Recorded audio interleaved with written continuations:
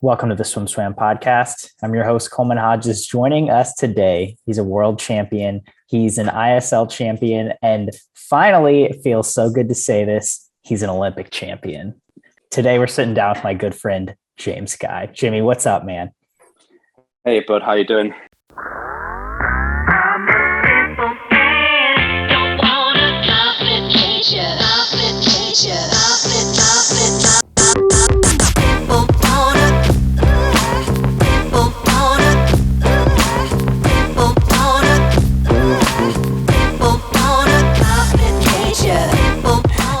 I'm doing good. How are you doing? You're stuck at home.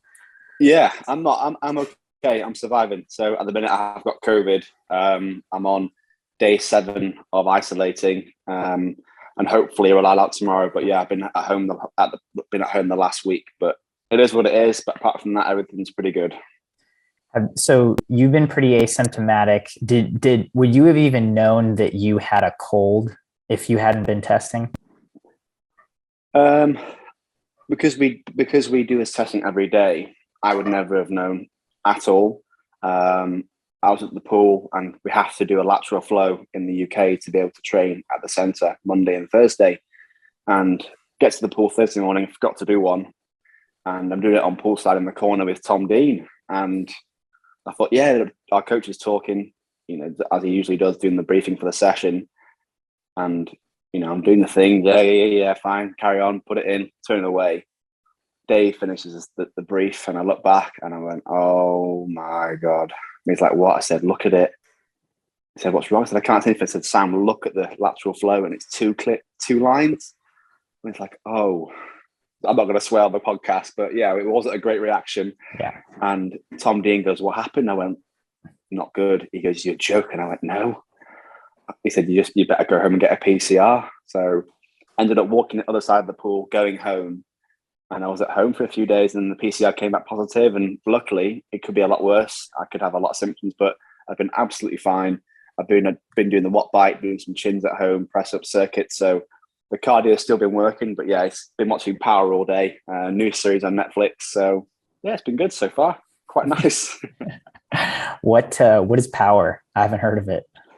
Oh, Power's it's been out for a while. It's about the guys in New York with drugs, and it's a really, really cool series. Very, very intense. It's good though. So I've already watched it a couple of times, so I started right back from the beginning again, and now we're on season 3. So yeah, we're getting through it quite quick. Oh, nice. That sounds like the American version of Peaky Blinders. Yeah, it kind of is like that. Yeah, it's very, very similar, but more modern. Definitely Gotcha. Agree. Okay, nice. Because I was really into that show into Peaky Blinders for a while. So maybe I should check out Power. I can't get into that. I just don't seem to like it. I don't know why, but everyone's like, "Oh, it's amazing! It's amazing!" I just don't seem to get it. I don't know why. I just don't like it. It's too British, huh? I think it's probably too British. That's probably it. You're probably right, Coleman. I agree. So you've been making it through. What is your last? Leading up to this. What did it look? What did your life look like? I know you've had a very, very busy fall, but then did things calm down? Were you just kind of back into normal training? So let's just go back. So after Tokyo, when I came home, things were very, very manic for like probably 8 to 10 weeks. We were traveling up and down the country. So I'm based in Bath. My family, my girlfriend's family up in Manchester. I was doing appearances. I was invited to events. And that's the time we said, right, okay, big break. Mental health is really, really important. After Olympic cycle, just do nothing. So we did that. But it was really nice just to go and do whatever I wanted to do. And it was nice outside. It was hot still. Obviously, it's August time, September. So I did that. We went to some really cool things, the James Bond premiere, the Pride of Britain Awards. But things just kept coming through all the time. Most of the time, we just kept saying no because we had something planned. And so that was the first couple of weeks. And then went to Dubai on a holiday, which was definitely needed. I feel like Dubai was really important just to get away and just lie on the beach and do nothing. And then I started I started doing work experience. So I was working in a day job for 9 to 5, my first ever real job. And this is something that I don't think is talked about enough for swimmers after swimming or after when their career's finished. And For me, I want to be that guy where I can kind of make that smooth transition into a job, something that I enjoy and that I like. So it was working at a property company called Knight Frank, and they're basically, as you guys would say, a real estate broker. So I was doing that for 4 weeks, learning the insides of Bath, and where we live is a very historic town and city.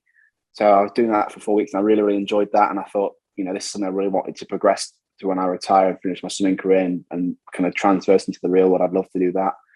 That was for 4 weeks. So I mentioned Dubai. And then I thought, right, so we're now in October, I best do a bit of work for the ISL.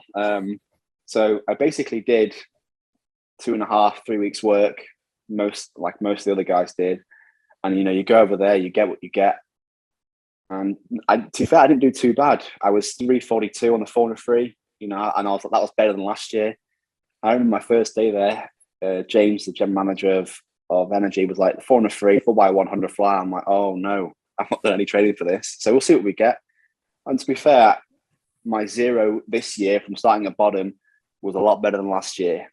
And for me, I saw something on Instagram a few days ago, and Bob Bowman posted, if you want to do well at the Olympics, you got to train long course.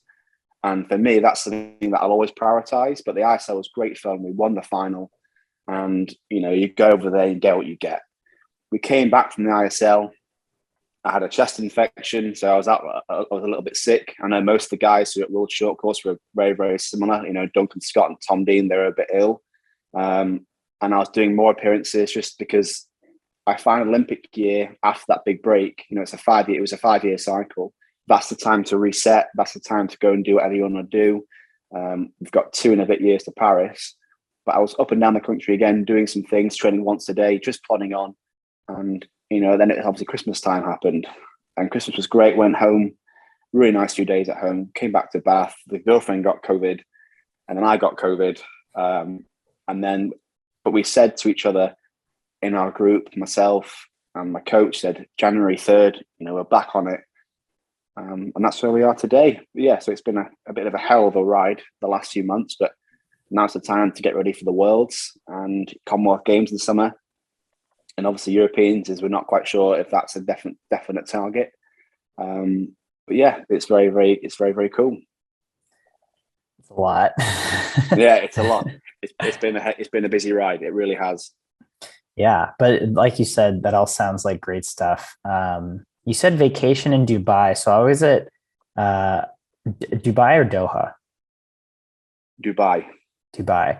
So I went to Abu Dhabi for Short Course Worlds. I'd never been to that part of the world before. And, it seemed like a very touristy vacation kind of spot. I'm imagining Dubai might be a little similar. Why did you pick that place for a vacation? Because we wanted to go there because we knew it would be hot. Mm-hmm. And we hadn't been there on a holiday before. And it was nice. We really enjoyed it, but we wouldn't go again. We found there wasn't much culture in Dubai. We'd much prefer to go to Greece, and it's quite a long way away. But lying on the beach in October, really, really hot weather. It was mid 30 degrees. So that's why we picked it. We know we were going to get good food over there. We know nice restaurants, and it was definitely worth just doing something different and having a break. Because sometimes you can't just go and train 2 weeks at home doing your own thing. I need to get away. I've not had a holiday since 2019. So to actually go away, have a real reset, and then come back. So obviously, I've been to Doha before on an altitude camp. It's that theory of you live high and train low. We've done that quite a few times over there. But yeah, very, very hot. And I know Adam did the same. He went to Dubai as well. And if you haven't been before, it's really, really cool. Just for a few days to switch off. I would say it's like a New York, but on sand. That's what I'd say it's like.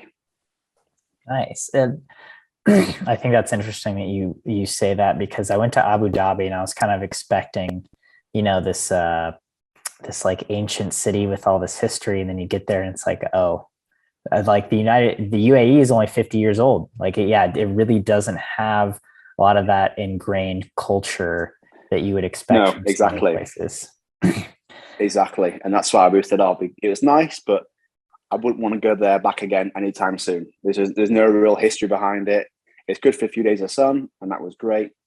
but we prefer to go somewhere in Europe maybe because it's a bit easier. And Mykonos or Santorini, it's beautiful and it's got a lot of culture there as well. Mm-hmm. Yeah, agreed. So you reset. Do you feel motivated? Do you feel ready to get back into things? I think so. This is one thing that is always really important is the Olympic year is the biggest year for us as athletes. And I think when we made that switch in September 2020 to go to 2021 Tokyo, it was really, really important just to, do everything right. And I feel like now I've kind of done everything perfectly. You can't sustain that 24/7 throughout your whole career. You've got to have a period where you've got to rest, you've got to break, and full stress is really, really important. And having that kind of break now, I want to be hurting again. I want to be tired again. I want to get in good shape and get fit and get strong. And I feel like I want to get back to that, where I was in Tokyo. I was in really, really good shape. But yeah, I want some hard sets. So I'm definitely wanting to get back on the grind again, 100%. It's been a long time since I've done one full week of work. We said probably it's back in July since I've done a full 10 sessions in 3 gym. So now is the time to work. Otherwise, you're going to get caught out, especially long course. You do 10 sessions in the water a week? Yeah, 10 swim, and it's changed now. 10 swim and 4 gym. So that's the new kind of structure we're going for. But yeah, 10 swim, 4 gym. Is that double Monday, Tuesday, Thursday, Friday? Yes, it is. Double Monday, Tuesday, Thursday, Friday. Yeah, and single Wednesday, single Saturday morning. Yeah. And then when are the gyms? The gyms are a Monday, Tuesday, Thursday, Friday. So you triple 4 days a week. Triple 4 days a week. Yeah. So when that does happen, this will be the first time I'll be doing this. Is the gym starts for, obviously I've had COVID this week. Next week I'll be back to 4 gym. It's going to be interesting because the gym will be a bit shorter. Rather than doing 3 longer ones, it'll be 4, but like 45 minutes to an hour session. So it's not going to be as long and as draining as then going to a massive swim session. So I think it's more kind of balanced throughout the week, which is quite important. But yeah, I can handle it. And, when you're in that kind of hurting territory and when you start to rest and your body comes through it and you're at the other end, you feel good. So that's what it's about. Yeah. Has your training shifted at all? What are you, 26, 27 now? Just turned 26. I feel like it has a little bit, moving to Dave in 2019, 20. Our main goal is we do a lot of threshold work, the high end threshold. So your VO2 and heart rate stuff, a lot of max kick. It's all kind of very, very endurance based, speed endurance, so repeated efforts. It's definitely different to what I used to do with Joel. But it's still the same ethos with just getting really, really fit and getting strong. But I like it, and it works well for me. It worked well in Tokyo, and I feel like sometimes it can take a while to adjust to a new coach. Sometimes it can take a year, it doesn't work, or I think it's definitely taken me probably a year to believe in what I'm doing and to see the results. And yeah, I feel like it definitely works now. But I like the change, and it definitely makes me kind of fitter and stronger and mentally very, very strong. Do you feel like, or what's that average practice? Is it like a 5K session, a 6K? Are you guys doing 50K a week, 70K a week? Probably would never go over 70K. I'd say the highest we go probably 65, 60K. Most sessions we would do, if it's a threshold set, there'll be a choice of going up to 2,400, 3K or 3.6. That'll be the kind of territories we'd go through. The 100 guys would probably do a bit less than that. But yeah, myself and Tom Dean might do the middle one, maybe go to the higher one now and again. But Dave has his targeted groups. But yeah, usually probably between 5 and 6K. If not, sometimes if it's a big threshold set, overall it'll be 6.5, 7K, which is quite tasty. But we can handle the work, and yeah, that's what swimming's all about. It's about training hard, training smart, and know when to pick and choose your fights. And I think that's really, really important as you get older. What's one of your favorite sets that you've done under this new coach? The best set I did last year, I think, a threshold set. It was 3100s on 120. And I was going, this is when I think Tom had COVID. I was on my own. And I was, for some reason, I felt I was really, really fit at the time. 31s off 120, short course meters. And I was going 57, 58s the whole way. That was probably one of the best sets I did. And then prior to Tokyo, I thought about this question before because I thought you might ask this actually. Probably the hardest set we did was a 200 broken from a dive off 50 seconds, which was like 143, 144, no problem. Straight into a 200 aerobic. Then it was 3 100s at like height 160, threshold, higher than threshold. This is all long course. And I was like 61, 58, 59, 55, 56, 100 easy, and then 100 at VO2, which is kind of like your back end of a 200 pace or middle 100 of a 200. And I was like 52 mid. And that was repeated 4 times, which was quite tasty. Yeah. But like we did that set and we were just like, we've done it. And we the week before he gave it us 3 times. And the third round was really, really hard. Is that before we go to Tokyo and before we sign off the taper, we're going to do it 4. And we're like, oh no. Anyway, we did it 4 times. And we're like, oh, we've done it now. That's it. That was the best that we've ever done. We're ready. We're ready to go. And yeah, that was kind of a really, really good sign for us. Yeah, 4 times sounds quite tasty. It was tasty. It was, but it was great. We loved it. Absolutely loved it. You know, I love this stuff. This is why we do swimming. It's a hard sport, and these big sessions, what it's all about, and this is why we like what we do. So let's just continue from there. You know, you get through that set, and then it's taper time for Tokyo. I just want to target the 800 free relay right off the bat because coming in 2016, coming into Rio, you guys were the defending world champs.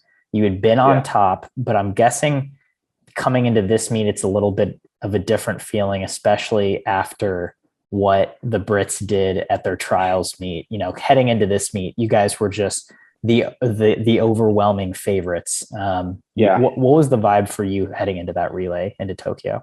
Even like now, I think about it, I get so excited. But obviously, I see what myself, Tom, Dean, Buzz, and Matt was doing, and Callum Jarvis as well. And especially Tom, we knew we were in good shape. We knew that, and obviously Slam Duncan Scott, he's taken care of. Not in an arrogant way, but we kind of thought, you know, it's already over. We know we got this in the bag. Just stick to our own race plan. I knew I was in great shape.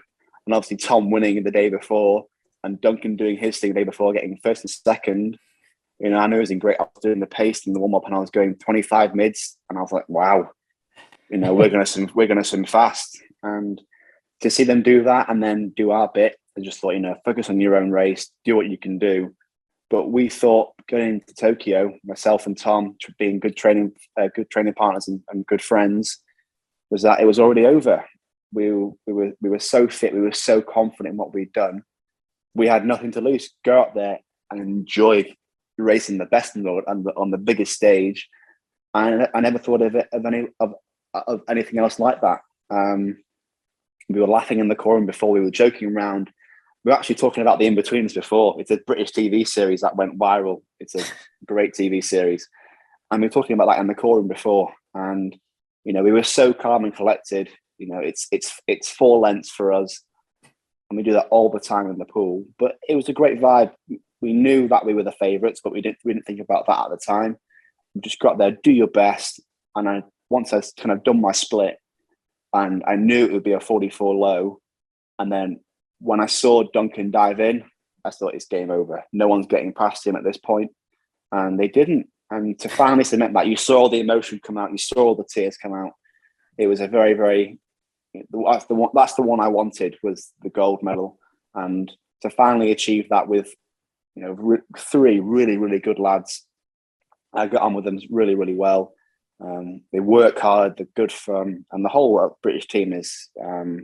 But to find that with your mates on the podium is pretty special.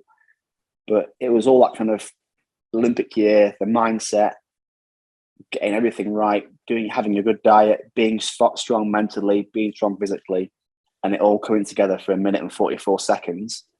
That's why, we do it, and it paid off and it worked. But yeah, what a feeling it was. But even on the taper, when we were in Japan, we were doing race pace. I remember my taper was coming down. It was like 200 meters of race pace twice a week, then 100.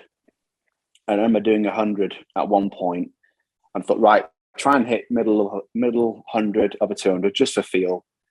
And I think I was 26.5, 25.9 on the back 50. And I was like, wow, we're in great shape. And it just felt so relaxed and so controlled. I just thought, I've got nothing to lose. I'm happy. Everything at home is going well. It all comes down to little bits, and it all adds up. My girlfriend's happy. I'm happy out here. I'm enjoying what I'm doing. And just go out there and do your best. And what's meant to be will be. And the goal is meant to happen. Was it a lot easier for you to let go of like you just said, what's meant to be will be? Was it easier for you to just have fun with it and be relaxed heading into the race than in 16? Yeah, I definitely think so. One thing that I really wanted to work on was that feeling of when you do a race, you finish and it's not going to be a good time. And I found a picture of that a while ago. And I said to myself, I'd never, ever want that feeling ever again at the Olympic Games. I don't want to come back and be upset and I could have done this, could have done that. I wanted to go there knowing, what happens, fair enough. If I don't swim very well, but I've kind of learnt on the way, if you think negative thoughts, negative things will happen. And we did everything right in my head and at home. And I let it go. And the boys at the trials who went 144, I was so happy for them, and they deserve to get 1 and 2 because they're my teammates, and especially Tom winning the gold. I wanted to do that in Rio. And when he won that, it was like I won it as well because I'm his training partner. We do it together, and it was great. And I was so happy for him. But to finally do that with the boys in the team, and I let go of Rio. That was 4 years ago. I was a young boy. I'm 26 now. I'm a fully grown man. I'm a lot more mature with how I think about things and the way I am as a person. And even on poolside, I was happy. I was joking around, being the Jimmy guy that everybody knows, having a laugh. That's the way I like to be. And nothing changed at the Olympics. People think, oh my God, it's the Olympic Games. Oh my goodness. And it's not.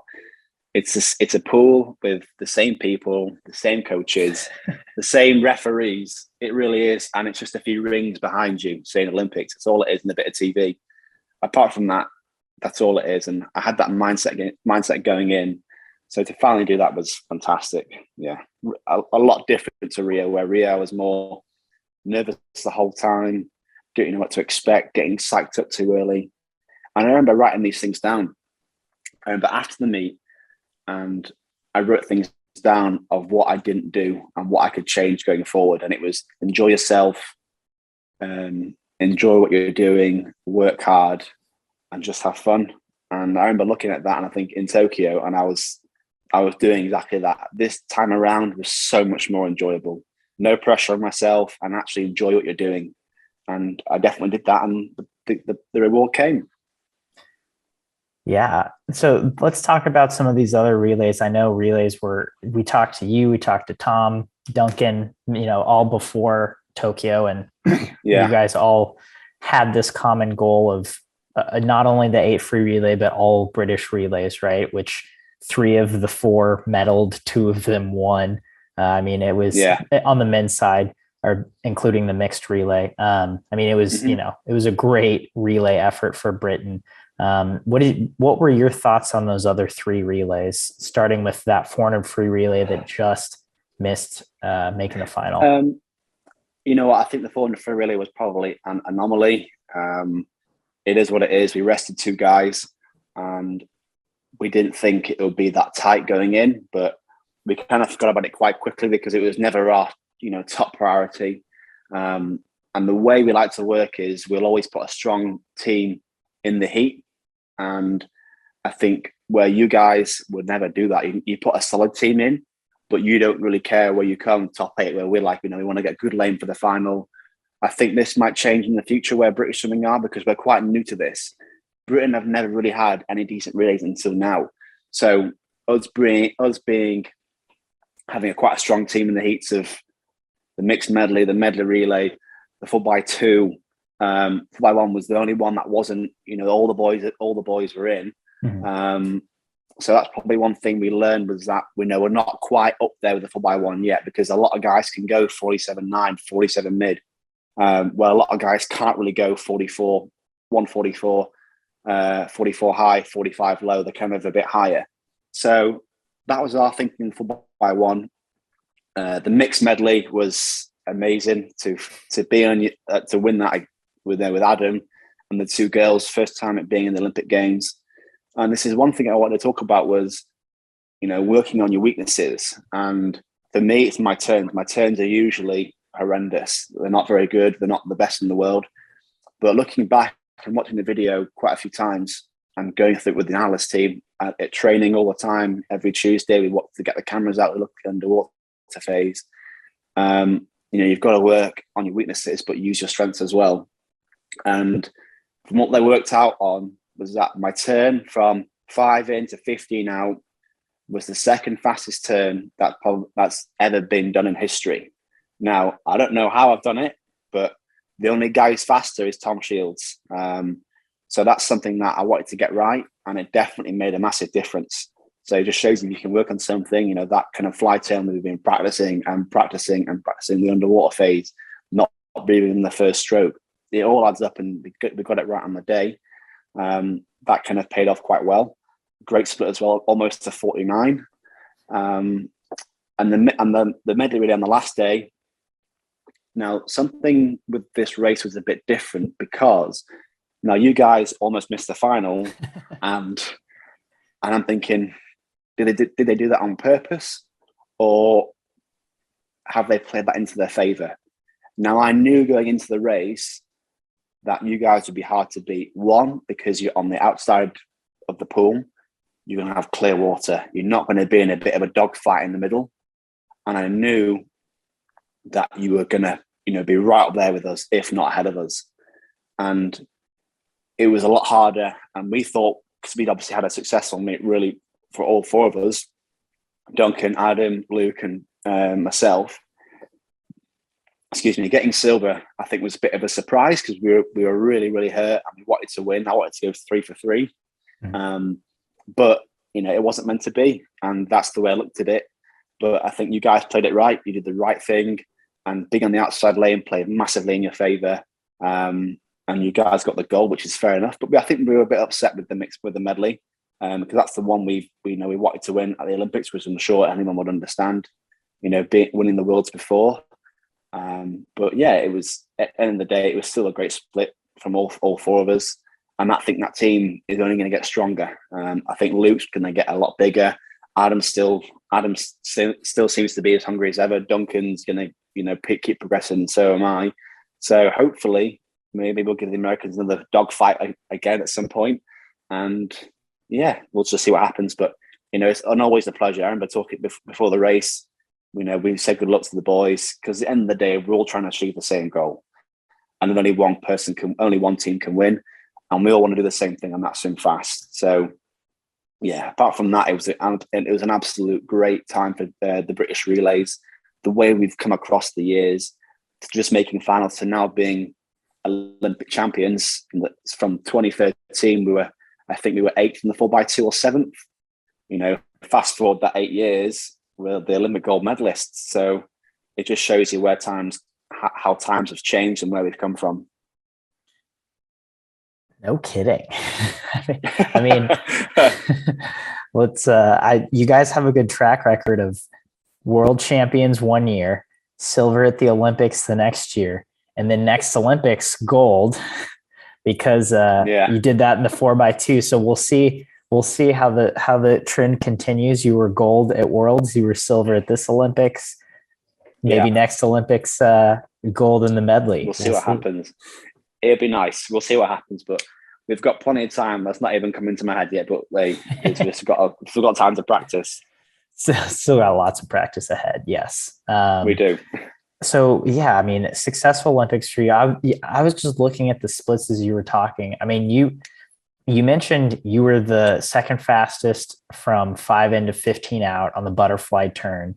You're also the second fastest just split at the Olympics in butterfly behind Caleb Dressel.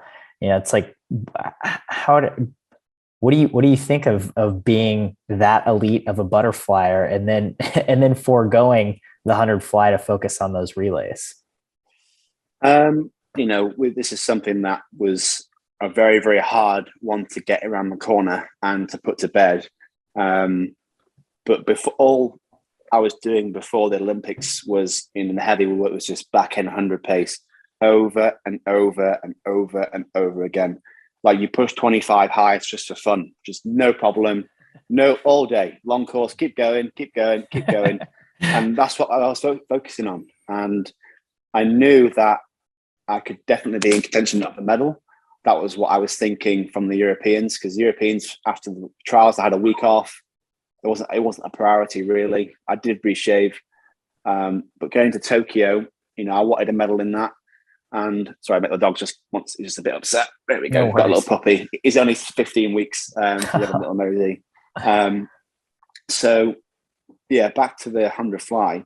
Mhm. I knew going into the meet that I could be in medal contention. And one thing that we did think about was, where we are right now with the British relays, we didn't want to take any risks with anything. And because I hadn't proven myself before, and I wasn't, is it kind of really worth getting seventh in a race and affecting the team where we could potentially win gold? That was the way we looked at things. And it only just hit the bed with me that can James Guy go 49.9 or 49.8 on the last day after seven 100s butterfly or 8? Can you be in peak condition for the last one? And the answer was, we don't know. So that was the one thing we had to weigh up. It was a very, very hard pill to swallow because I really do think I would have been up there fighting for medals. I really do believe that. But sometimes, life throws these things at you and you got to deal with it in certain ways. And it is what it is. But yeah, I've kind of put it to bed now. And hopefully moving forward, we know that I'm right up there. So, I've got to keep focusing on myself. But the plan actually worked to come away and get 2 golds and a silver. If someone had said to me, you are guaranteed to get 2 golds and a silver medal at Olympic Games, I would have bit their hand off straight away. That's the way I looked at things. Or you might get this, you kind of might and coulda, woulda, you're not really unsure because you're tired and you're fatigued or whatever it may be, then I don't know. So the way I looked at it is that you're going to get this, but you could get that. We don't know. And it was a hard one to think about, but hopefully, and I'm pretty sure that won't happen again. It was the first time ever that's happened, but luckily it was the Olympics. You go there to go and win medals when you think about them. And when you have the chance to do it, you'll do everything you can to make sure it's the right colour and not affect your teammates. And I think doing that, putting the team first, was a massive one for me, forgetting about it individually. So yeah, it is what it is. But yeah, we've got the medals on the show in the cabinet, and I'm proud of them, and I'm sure we'll be for a long time. That's one thing I definitely wanted to talk to you about is just, not only did you make those decisions to put the team before yourself, but I mean, you massively stepped up and you were dependable every single time you got on the blocks for Great Britain, right? You were 44 low, like you said, 50.00 in the mixed, 50.2 in the medley. I mean, do you feel significantly different when you get up on the blocks for a relay? I don't think anything different for a relay. I feel as if since the trials, one thing I wasn't doing this is going to sound really stupid, is that I didn't have a game plan. Now, I would never think about my race plan. It was just dive in and go hell for leather. And for some reason, the kind of swimming smart and swimming it tactically had just gone out the window. and this is one thing I really struggled with. I don't know why. I was talking to my psychologist about this. It was really, really important. I said, Tom Bates, he works with the British athletes, myself, Adam, Duncan, and he's a good friend of mine. I said, when I'm diving in, something's not happening. I know I'm better than I am with what I'm doing, but mentally, I'm going in hell for leather. And this is something that my brother talked about as well. My brother helped me out massively with this. He probably helped me get the Olympic golds, and he did. And he's talking to my psychologist about this and what I'm doing wrong. He went, "What do you think?" And he just said, "You know what you're doing wrong. You've just told me what you're doing wrong. I'll change it." I was like, okay. So fast forward a few weeks, we go to the Europeans. Now every race had a plan and had a tactic. It was a process orientated swim, and you have A and B. How do you get to C? That's the way I looked at things. You've got to do something to get something. Now my plan was for the 100 fly, and for my individuals was to go out quite comfortable, hit the wall, do this, do that, do this, and then go, or whatever it may be. And I remember doing it in the heat of the 100 fly. I was faster than the trial swim, and I was like, what have I been doing for the last 2 years? It's so simple. Have a plan and stick to it. And that's one thing we worked on, was just that. And my brother Luke, we said, right, okay, let's try it again, semi-final, but go a bit earlier. We did it again. I was 0.6 faster than the trial swim, 50.9. And I'm like, it's the first time I've been on a 51 in 4 years. So it just shows you, when you think about something properly and you have a plan and you stick to it, process, think about how you're going to get there, think about what you're going to do in your swim. It'll come. The time will come to you. You don't get the time will come to you. And that's something we worked on. And going into Tokyo, before Tokyo was a prep meet in June called it was the Glasgow Open. Mm-hmm. And it was the same for the 200 free and the 100 fly. 100 fly was the second day, in the middle of work. We didn't even want to go. And it was morning final, and I was 51-1. And I was like, I'm hairy, I'm big, I'm tired. I've stuck to my plan. Look what's happened. I'm like, oh my God, wow, that was a massive surprise. The 200 free that I after, process it, orientate it again, think about what you're doing, plan. And then we were 146.4, 0.4 slower than the trial swim. And Tom Dean touched me out by 0.02, and Duncan was 46.1, I think. So, and I'm like, why haven't I been doing this for the last 3 years? What's kind of stopped me? And sometimes it's very, very simple. Go back to your basics and think, okay, how am I going to attack the swim? But actually doing it and sticking to your plan and trying to control that, I think along the way that got lost. But in Tokyo, I think that's when kind of the old James guy kind of came out, again, of having a plan for each thing, sticking to the plan, doing this on this 50, doing that on the next 50, or whatever it may be. And it worked. Because everyone was saying that James Guy is a great relay swimmer, which I am. I know I am. But I know for a fact now that what I was doing previously, I was probably a bit messy. I didn't really have the confidence to have my own race plan, where now I do. And I think that's why in Tokyo it kind of worked out massively well, because everything I did had a purpose behind it and had a reason and had a plan. And, I've had a little saying I've had for a long time. What is it now? You fail to plan to fail. And, we had everything was all prepped out, and tactically it kind of worked really, really well. Is having a plan, having those tactics, executing those tactics, is that something you were doing in 2014, 2015, 16, like earlier in your career? Yeah, I think so. I think early in my career, everything had a plan. And looking back, it was 2014 400 free. It was go out quite comfortable, have a stroke for up to 200, change a stroke in 300, and then go again the last 100. 15 was the same, and then kind of not towards 17, 18, probably 18, 19. It just kind of went. I didn't really think about what I was doing because I wanted it so badly. And sometimes the more you try, the more you go backwards. Not exactly in the pool, but in anything. Sometimes you actually got to think about what you're doing and control that emotion and control what you're doing mentally and apply it in a certain way. And for me, I think I did that exactly in the year of 2021 of having a plan in the summer of how am I going to swim this 100 fly, how am I going to swim the 200 free. I'm thinking, oh, that worked quite well. Why haven't I done that before? So sometimes the more you kind of try and achieve for things, the more you get pushed back. And yeah, you look at the best guys in the world, they've always got a race plan and they stick to it. And that's the way it usually works. And it kind of worked for me in summer quite well. That's great to hear. And I feel like that a lot of swimmers can probably relate to having that kind of an up and down, losing the important points somewhere in their career.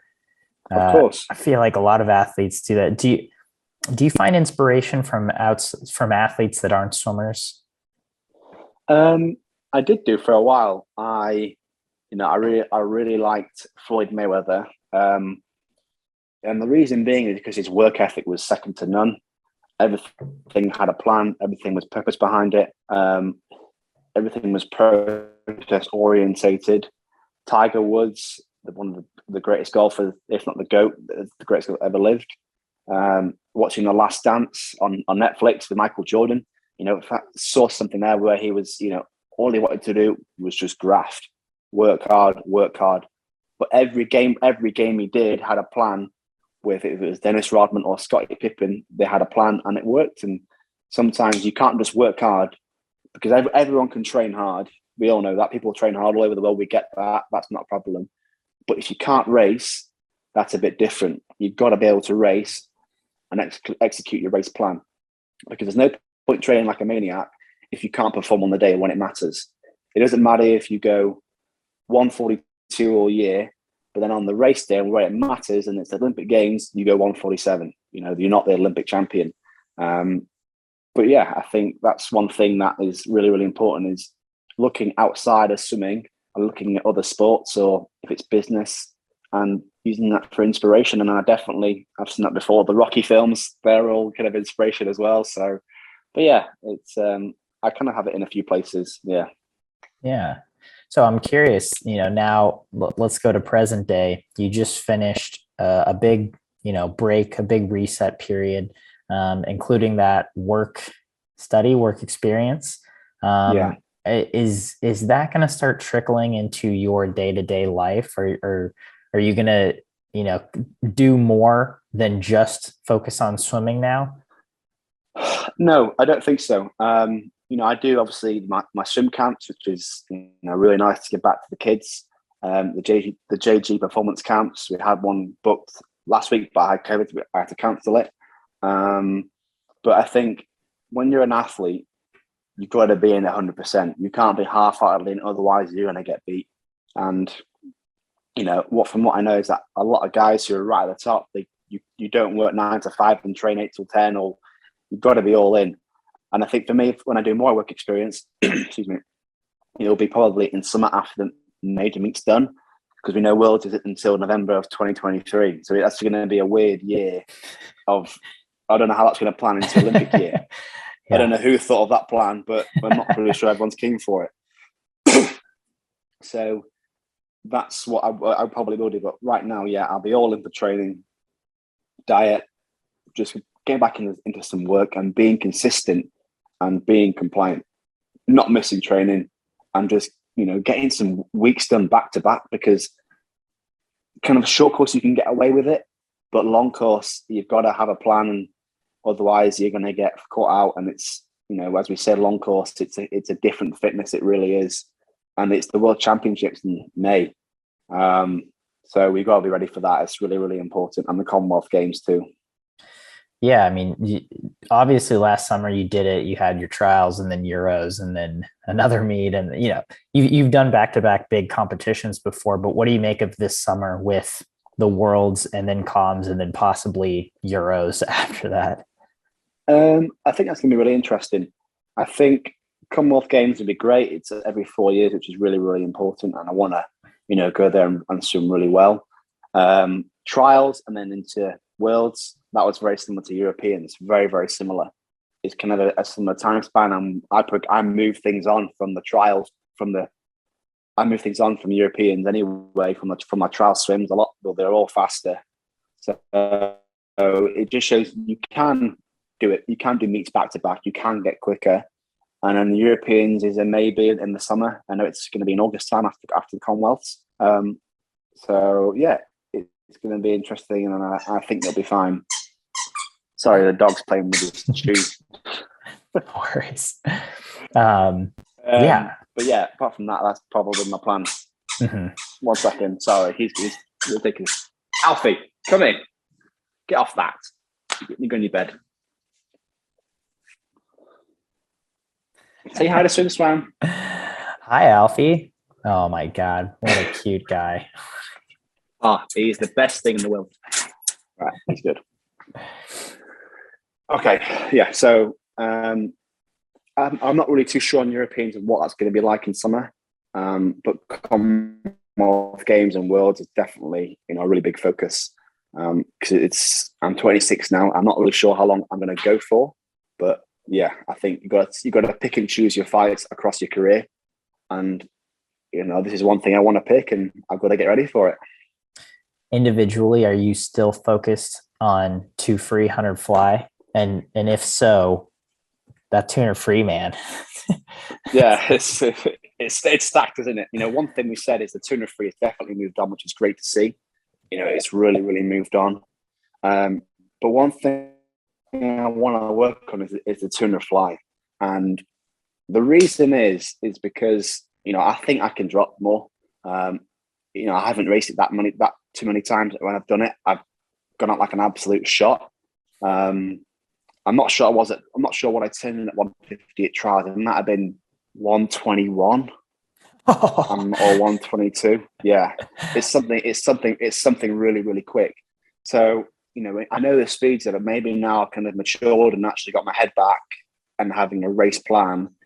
Maybe I can go a bit quicker because the time at the Olympics, Milak's obviously right up there, but second and third is 53, 54. I can pop that. I was 55 too at trials, so that's something I want to consider as well. I was a good 200 fly swimmer as a kid, and I think I can hopefully drop on that again. But yeah, it's 100 fly, 200 fly, and 200 free. It's going to be. It's great to see it's moved on though.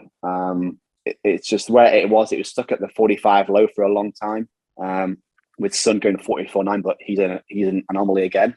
But now there's like 10 guys who are going 44. So it's great to see that. It really is, and it's nice to see that the sport is moving on and getting quicker. And at some point, maybe the 400 free will drop to a guy's going to pop 340 again, or Mac can go 341 again. Because that's kind of been stuck now for a little bit, I thought, in the summer. But yeah, it's going to be interesting. Those are the events I'll have to focus on. And obviously, I put the relays around that. Do you think, we were arguing about this on our news show the other day, do you think that we're going to see 143s this year?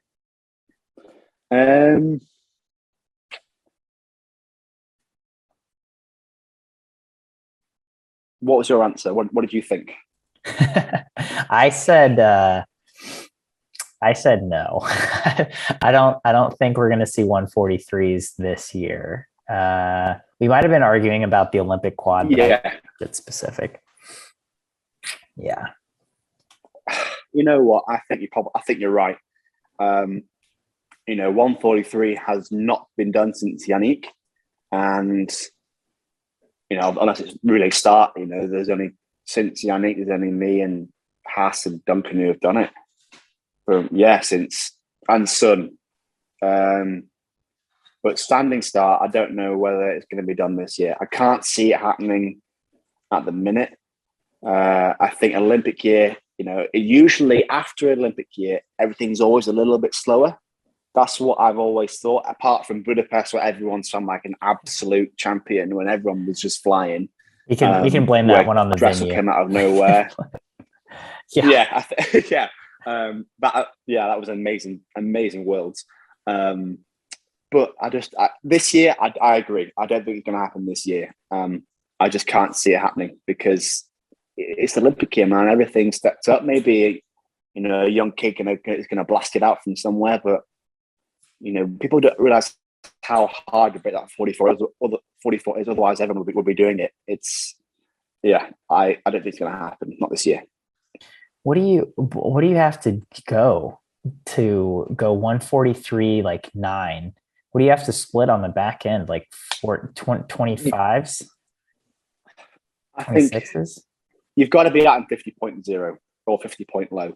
I'm not sure. I'm not sure what the boys are at in Tokyo, but you've got to be coming back in 52. You have to be back in 52. Yeah.